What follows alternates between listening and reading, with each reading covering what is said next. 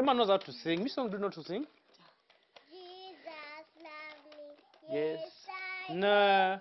But the Bible tells me, say, little ones see wisdom. I am wicked.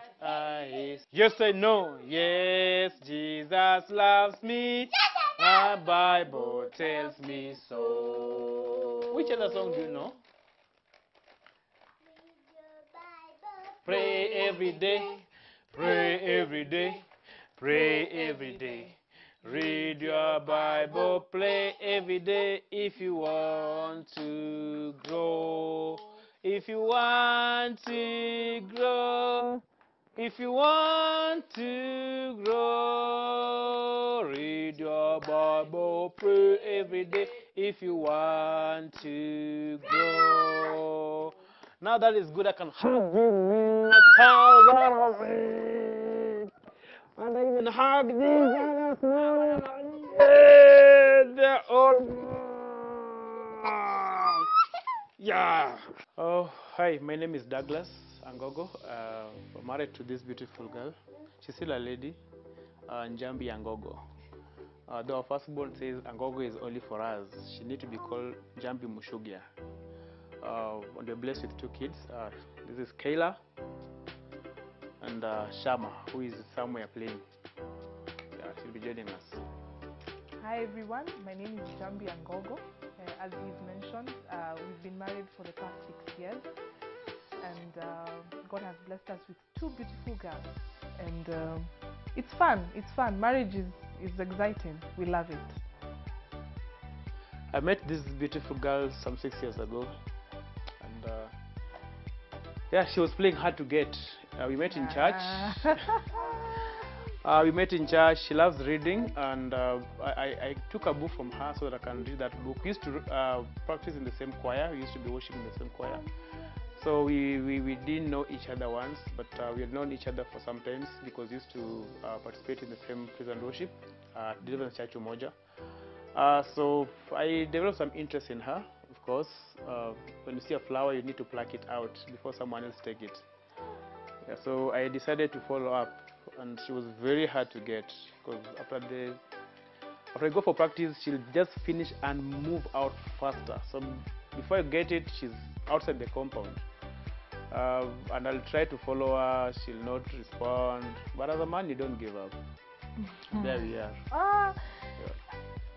More or less the same. Maybe the story is true, but I remember, yes, we were in the same choir, and everyone, has an agenda as to why they go to certain places. So we were just, trying to sing.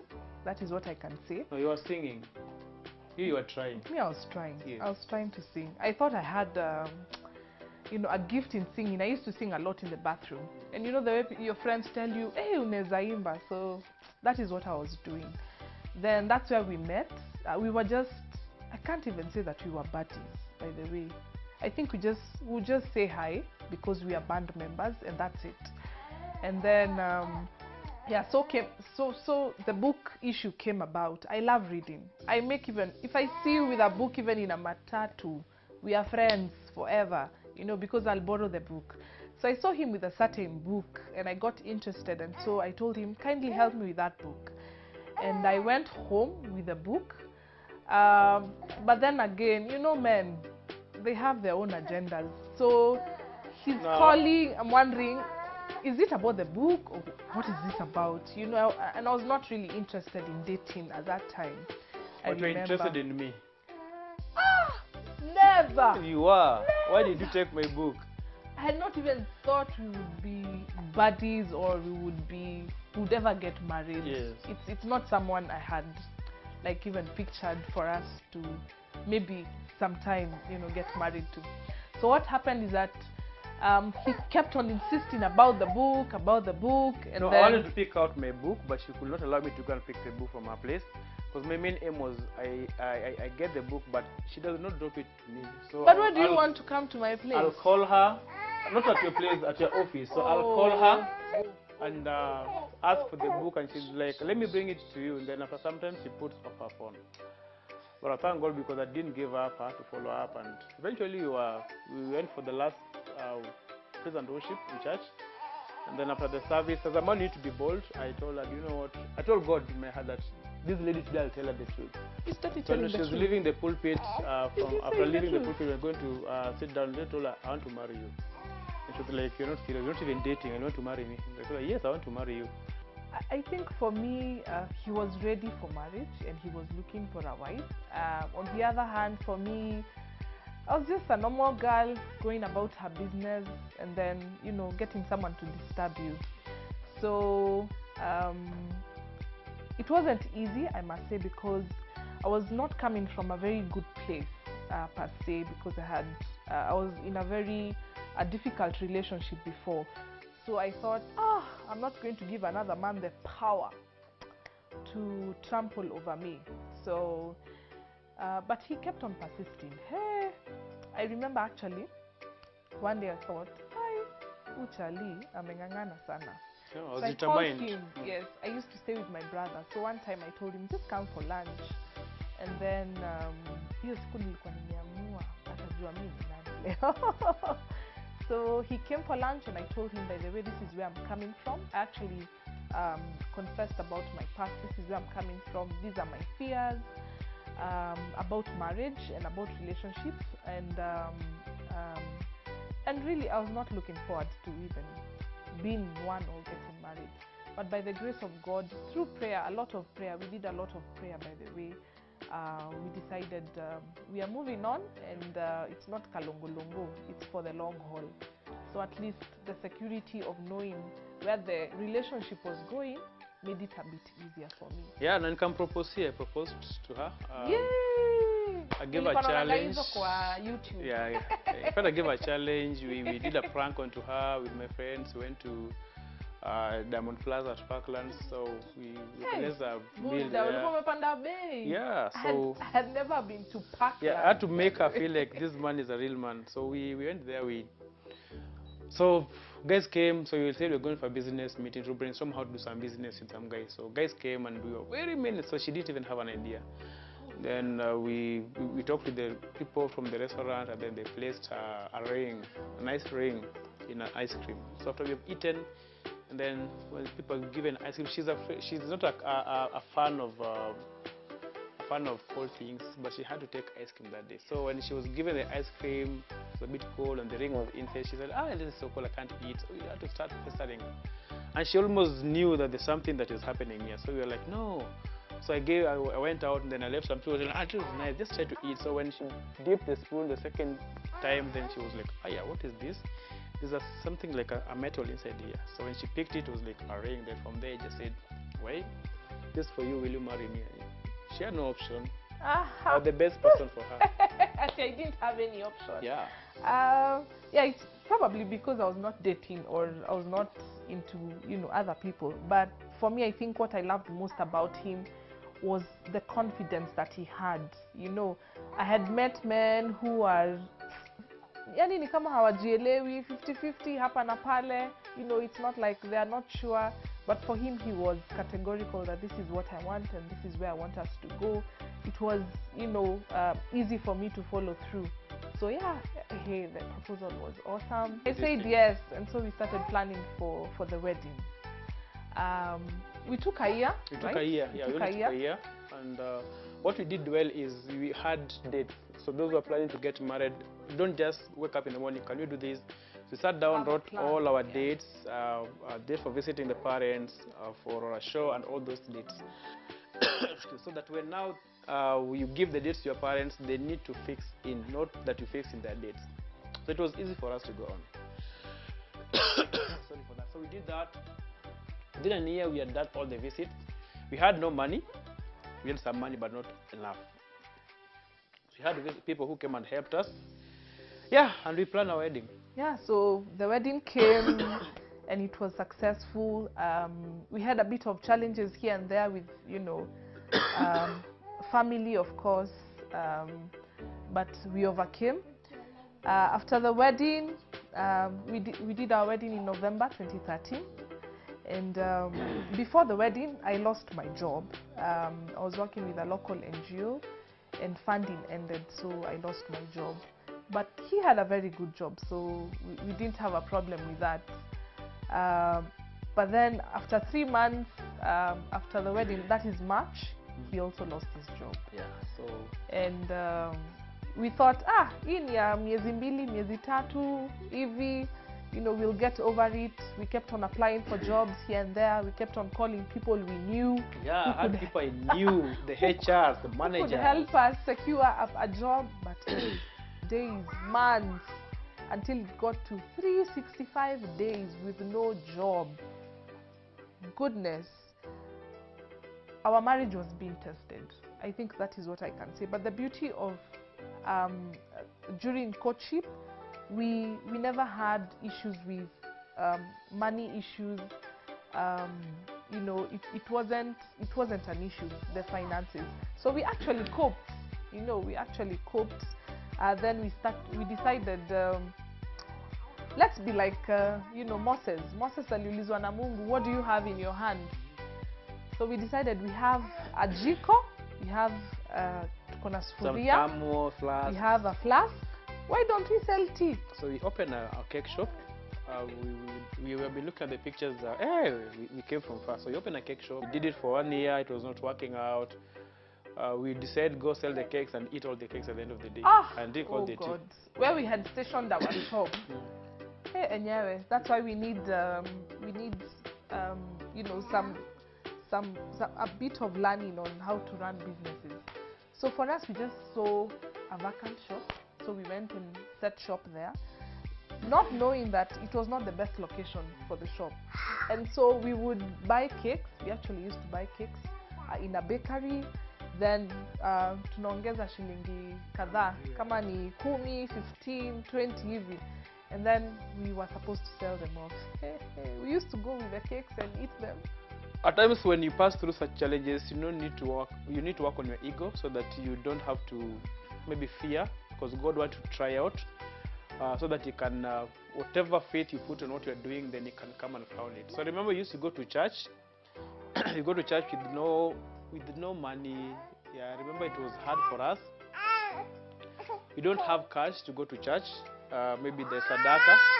But since my wife was pregnant with Shama, so we'll sit down and she'll be the one like, so we are only on 100 shillings and you can't split this 100 shillings into 2. So what happens? So my wife goes and then it's like, you just sit down and go and pay the fare. So my wife will sit down and I go and pay the fare, but God used to provide for us amazingly. So maybe there are ways that God provided for us, and it's amazing. It's amazing. Yeah. So what happened is that during that time, I think for us it was it's something that God was trying to teach us, that actually He is Jehovah Jireh, and He provides for His people. So some of our friends knew about what we were going through, and they would call us, are you at home on a Sunday? We'd be like, yeah, we are at home. We don't even have money to go anywhere. So after church, we just come home. And at the door, we'll just hear, you know, someone come up and they have shopping for like 5,000, 10,000, you know. We had even three couple friends of ours who really stood with us. Yeah. They used to shop for us. I think every month they would shop for us. And I remember we took photos. We used to keep them in a certain place. Actually, tulikuwa tunasiaga unga. Tukaacha kusiaga unga. So we are not hata tusiagi unga. We are eating unga from the shop. And for us, and that's our baby is called Shama, because for us, God was with us in the entire 365 days. God was with us.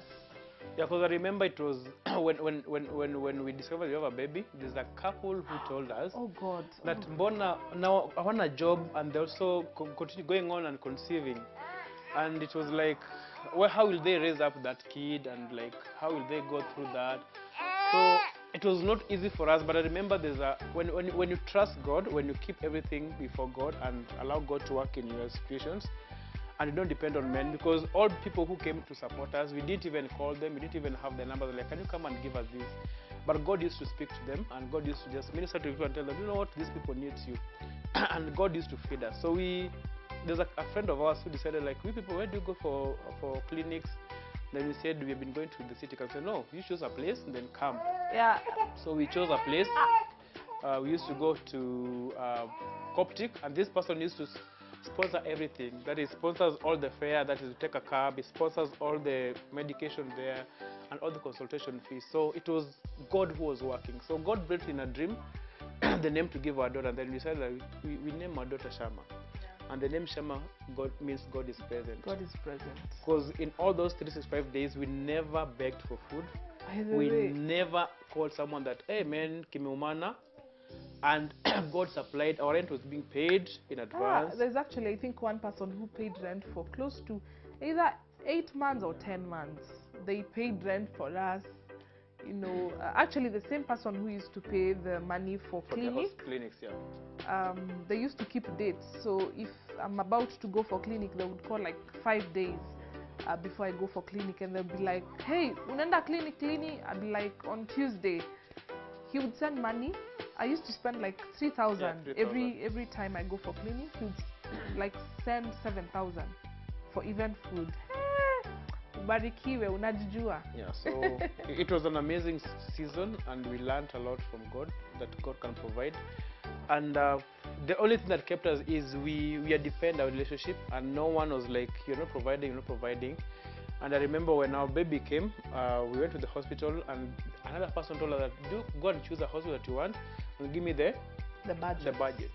We didn't call this person, we didn't even ask them, because we were like, now what will you do? So we went to an hospital, we gave the budget, and this person brought all the money for the delivery. So our baby was born, and Shama is a miracle to us, and we have seen God work through, because even her clothes, since she was young until 4 years, we have never bought her clothes apart from the uniforms that now we have to buy. Only stockings and socks. That's, I think, what I have bought. But I remember a certain aunt of his would, you know, he's in the States, she's in the States, she would call and say, niko na mzigo. And, you know, we would think it's just karatasi. Hey, nakuja box, a big box, you know, of clothes, of sweaters, of everything. And it was really awesome. It was really awesome. And you know, people would not put the pieces together. You don't have jobs, but then your baby is really smart. They don't even understand what is happening. But for us, it was God who provided the way and provided the means for us to be able to live 365 days without a job and without being thrown out of a house. So we give God all the glory. Yeah, but we had few challenges. One thing I'll tell men is, because I remember after our baby was born, I got a job. We didn't have a house help, but one thing I'll say is we couldn't afford. I couldn't afford, because still what I used to get from that job was just peanut. Yeah, of course we incurred some few debts, because at times we look like, now where will you get money? Then we feel like, let me borrow from somewhere. So we will start paying the debts, and I remember culture teaches us very wrongly that men are defined to provide alone. So I remember going beyond that, and she'll admit, I used to wash all our baby's clothes, and we used to say, no moja, by you face the other balcony. Yeah? So mwanaume umeinama hapo nafua na kuna mwanamke mwingine kana kuangalia boss, umekaliwa. Kaliwa chapati. Yeah, wewe ulipikiwa kwanza. Uliwa mgani from Murang'a. We used to tell you these people are bad. Wewe umekaliwa. So I used to wash my baby's clothes, that is Shama, put them on the line, in the evening come and remove them. So I remember after I got the job, I decided to just be a man, and being a real man, that don't mean that you only provide, and you didn't marry a washing machine, or you didn't marry maybe a punching bag, or how do you call them? These people work in the hotels, a chef. So she has to do everything. She's there with a small baby. It's her first baby, so we don't know even how to interact with the baby. She's still adjusting to her senses that she's a mother. And yeah, I used to come from work, and I found that the way I left everything on the table, I'd cook food and everything is there. There's some clothes on the around the next to the door. The kitchen is like, there were 1,000 people in the house. It's only one person, and I was like, yeah. So what happened? The baby didn't sleep. She slept and I slept. So like, what happened? So I just took over. I didn't blame her. I used to do everything in the house, and yeah, it was fun. It was fun for me. Yeah, but getting her was hard. For me, I really appreciate that you were there. that you took the initiative to help. Yeah, Be a house manager and a husband. We are partners. No, I was a house manager. And a husband at the same time. But you're my husband. And a father. 3 roles in one. Wanaume. Yes. So That actually, one makes you a real man. yeah, he used to work. I never used to go to work. So he used to go to work. On Monday, Wednesday, and Friday, he would wash the baby clothes. Then on Saturday, he would wash our clothes. And then... And iron.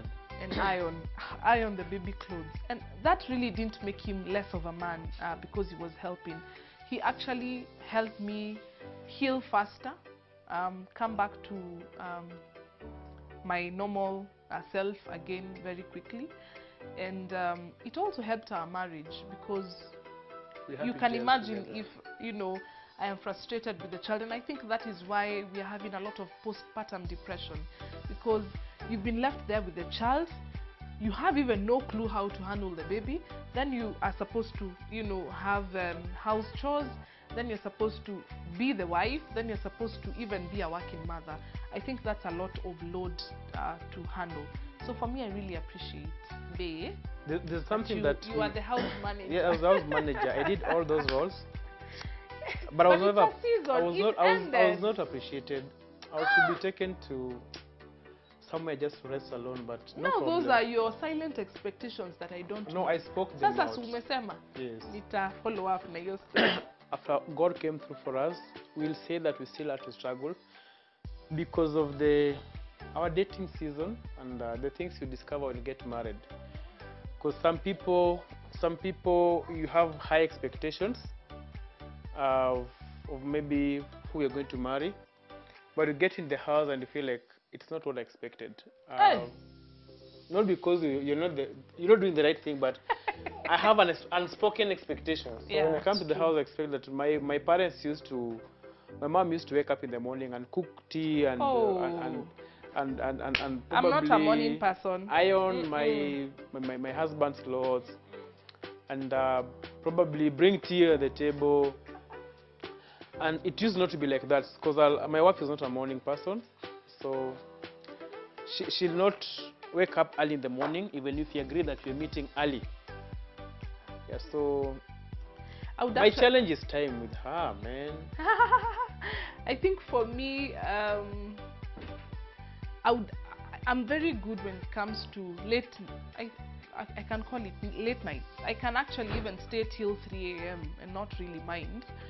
But waking up in the morning, 6, 5, oh goodness. And here is a husband who is expecting some tea and some mandazi and some... I think we did that for some time, the honeymoon stage. I think we did that. But then again, the reality dawned that I'm actually not really a morning person. But then we had to adjust, you know, some of the things that we were doing. With time, oh God, I am still working. I am still a work in progress. Ama? Sija improve. You need to improve. I'm really bad with time, and it's something that I am really trying to, especially in 2019. I am really trying to work on the time so that then someone is not waiting up on me and they're angry. You know, but then we used to go to church every Sunday. Very hungry. Yani tumekasirikiana, kisirani, because my husband woke up in the morning, he prepared the children, and I'm still preparing. I'm just alone, but I am preparing. The eyebrows, it's the same hair, but we're working on it like it's someone's hair you've been given. Oh goodness! Oh goodness! Yeah. Yeah, it's been a long. I've not gotten over it. It's still a problem with the time. But patience pays. The Bible, yeah, we as Christians know that you have to be patient. Forgive 7 times 77. So I've forgiven 7 times 77, but now I have to learn the patience. Yeah, we fought. But thank God we didn't fight the physical fight. For us, I think what really helped us is that we had accountable partners.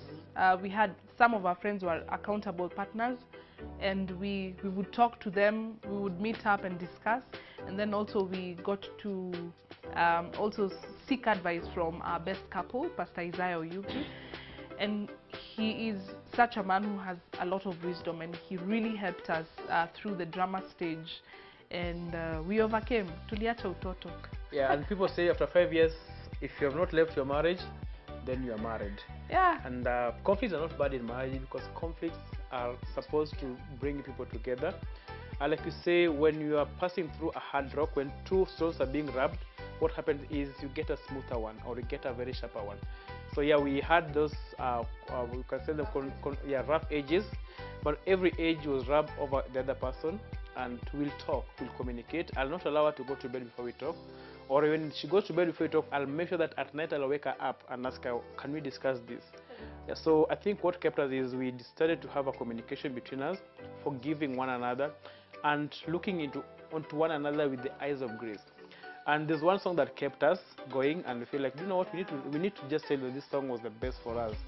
Njambi. Yes, so we have song. Njambi. Yes. So it says, how can you start it? Sitakufa moyo kwa maana yeye aliye ndani yangu haniongoza hataniacha.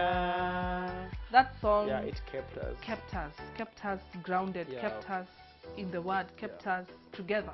By the way, that one song. And one by our friend, yeah. Alipo Bwana, alipo Bwana, alipo Bwana, yote yawezekana. Alipo Bwana, yote yawezekana. Turudi choir. Yeah, so we say that we are not yet where we are supposed to be, because God took us from the debts and the place of lack, but we're working on, because now we are paying back to those who blessed us. An advice to the couples, the newlywed: marriage works. Marriage is not about kuvumilia. Marriage is about kujivunia. Enjoy your marriage. Don't compare your marriage with someone else, but compare your marriage with what the Bible says, how God wants your marriage to be. Your marriage is not defined by the Hollywood, neither is it defined by your pastor's definition of a marriage. So just trust God, accept that you're married, and know that you are married. You're not single again. Yes. I think for me, what I can say is what is written in God, Me and Sex. It's a book my husband has written. We have a book called God, Me and Sex. Yes. Yes, and he talks about the 3 C's, and one is choice. That even when you're going about your duties and when you're going about your life, you make a choice on the mate or the partner that you want to pick for marriage. It's your choice. There is no gun that is put on your head for you to choose that man or woman. So when you make the choice, make sure that you're committed. That's the second C. Be committed to the marriage. Be committed to your partner. Be committed to the vows that you take in church. And lastly, be content. You know, the Bible says that godliness bring contentment is great gain. So be content with your partner. We keep on growing each and every day. This is not the way I used to look, you know, back in the day. She looks more beautiful. Hey. Yes, but be content with your partner. You know, content is tosheka. Yes, tosheka. The reason I think we're having so many issues with today's marriage is because we keep on, you know, we are not content with our partners, who they are, their weaknesses, their strengths. Be content. So the 3 C's: make your choice, be committed, and be content. And for each and everyone, marriage is built. Those soap operas that people watch, those movies that people watch, they do not even give you the slightest glimpse of the destroyers of marriage. Yeah, of what real marriage is. Real marriage is work. It's like a garden. You have to till it. You have to put water. You have to put the seed. You have to put manure. It is like a construction site. You build it and you make the choice together. Not one person to build the marriage, but the both of you to put in the work, to put in the resource, to put in whatever it takes for that marriage to work. Yes. And be one flesh. Yes. One flesh is not only in bed, but one flesh is in all areas, in finances, in decision making. Yes. In a marriage covenant, both of you are equal partners. So no one is a senior or no one is junior to the other one. So work together, accept God's gift, and pray. Prayer changes everything. Yes.